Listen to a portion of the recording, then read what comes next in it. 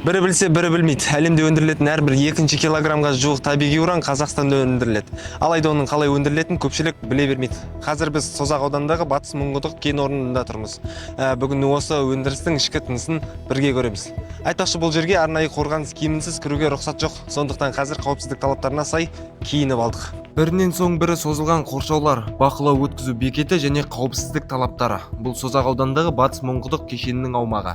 Стратегиялық маңызы бар өндіріс орны болғандықтан мұнда кіру де, аумақ ішінде жүру де қатаң бақылауда. Бақылау бекетінен өткен соң біз өндіріс алаңына қарай жол тарттық. Жан-жағы көз жетпейтін сайын дала. Тыныштық орнағандай көрінгенімен, дәл осы аумақтың астында әлемдік атом энергиясы үшін маңызды табиғи уран өндіріледі. Бірнеше шақырымдық жолдан кейін алғашқы өндірістік нысанға келіп жеттік. Осы жерден уранды жер қойнауынан өндірудің алғашқы кезеңі басталады.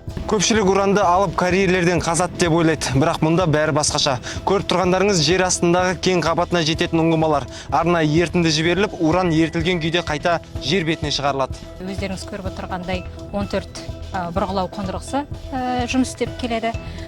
Бұл кезең, бұрғылау кезеңі уран өндіру технологиясындағы ең алғашқы және ең маңызды кезеңдерінің бірі болып табылады. Себебі дәл осы бұрғылау жұмыстары аяқталғаннан кейін уранны өндіру технологиясы жерасты ұңғымалық шаймалау қолдануға қажетті технологиялық жүйе қалыптасады. Келесі барған жеріміз ұңғымалардың үздіксіз жұмысын қамтамасыз ететін жөндеу және қалпына келтіру учаскесі.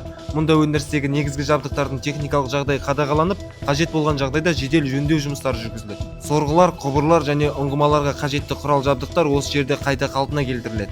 Себебі өндірістегі әрбір ұңғыманың тұрақты жұмысы жалпы өндіріс процесінің тоқтаусыз жүруінің кепілі. Біздің жұмыс барысында регламентке сәйкес ұңғымаларды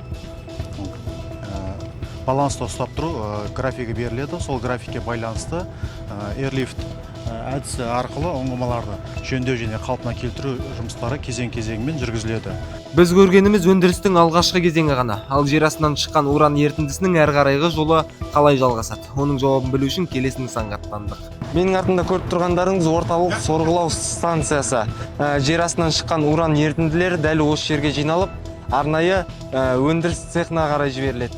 Ұңғымалардан жиналған құрамында ураны бар ерітінді дәл осы жерге жеткізіледі. Мұнда ерітіндінің қозғалысы реттеліп, қысымы мен көлемі тұрақты бақылауда болады. Арнайы сорғылар арқылы ол өндірістің келесі кезеңіне бағытталады. Сондықтан орталықтың сорғылау станциясы ұңғымалар мен өңдеу учаскелерін өзара байланыстыратын маңызды торап саналады.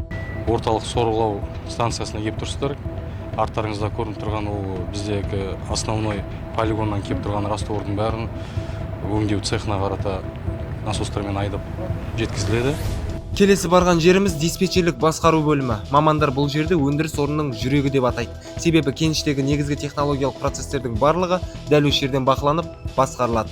Ұңғымалардың жұмысы, сорғылардың жағдайы, құбырлардағы қысым мен өндірістік көрсеткіштер барлығы диспетчердің мониторында көрініп тұрады. Заманауи автоматтандырылған басқару жүйесі арқылы мамандар тәулік бойы өндірістегі өзгерістерді бақылап, қажет болған жағдайда жедел шешім қабылдайды. Burada адам күші ешқандай керек емес, бәрін өзі отырған аппаратчы контроль жасап, жабатын жауып, ашып, керек параметрдің бәрін өзгертіп отырады. Насостың расходын көтеру болып жатса, соларды көтереді полигонның бергеніне байланысты. Біздің өзіміздің іштегі жүріп жатқан технологический параметр нелер бар ғой, реагенттердің солардың параметрлерін өзгерте аламыз бұл жерде. Былайша айтқанда КПР бөлімінің бұл жүрегі.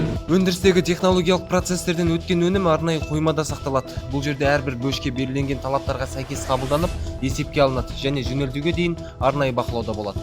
Қоймадағы өнімнің сақталуы мен қозғалысы қатаң тәртіппен жүргізіледі. Әрбір бөлшекке таңбаланып, тиісті құжаттармен рәсімделеді. Әрбір өндірістен кейін ең бастысы сапаны тексереміз. Одан кейін осы дайын өнім қоймасына қабылдаймыз. Қабылдағаннан кейін осы дайын өнім қоймасында өлшеу процесі жүреді, есептеу процесі жүреді, сақтау және экспортқа дайындау жүргізіледі, жұмыстары жүргізіледі. Осылайша біз кеніштің негізгі өндірістік кезеңдерін аралап шықтық. Аппақ өндіріспен ғана айналыспайды. Компания әлеуметтік жобаларды да жүзеге асырып, ауданның дамуына үлес қосып келеді. 25 жылы 11 миллиард теңге инвестиция жіберілді. Әлеуметтік жағдайды көтеру үшін, оның ішінде 6 миллиард ол жаңағы біздің келісім шарт бойынша міндеттемелеріміз. Және де оның ішінде атап өтетін болсақ, соңғы жасағандары аудан ішіндегі аурухананы жөндеу, және де тұрғын үй жаңадан салынып жатыр. Ол аудан орталығында осы Созақта және де Қызылорда өңірінде де көптеген нысаналар, объектілер салынуда. Жалпы Қазатом өнеркәсіп еліміздегі уран өндірісінің негізгі бөлігін қамтамасыз етеді. Компания өндірісті дамытумен қатар жұмысшылардың еңбек жағдайына және өзі жұмыс істейтін өңірлердің әлеуметтік дамуына да көңіл бөліп келеді. Бүгін біз көпшілікке жабық өндірістің бір күндік тыныс тіршілігін көрдік. Уранның қалай өндірілетінінен бастап мамандардың жұмыс жағдайына дейін таныстық. Осы арқылы еліміздің стратегиялық маңызы бар салаларының бірі қалай жұмыс істейтінін өз көзімізбен көрдік. Саят Барқұлы, Аружан Балғабайқызы, арнайы шындық ақпараттық порталынан.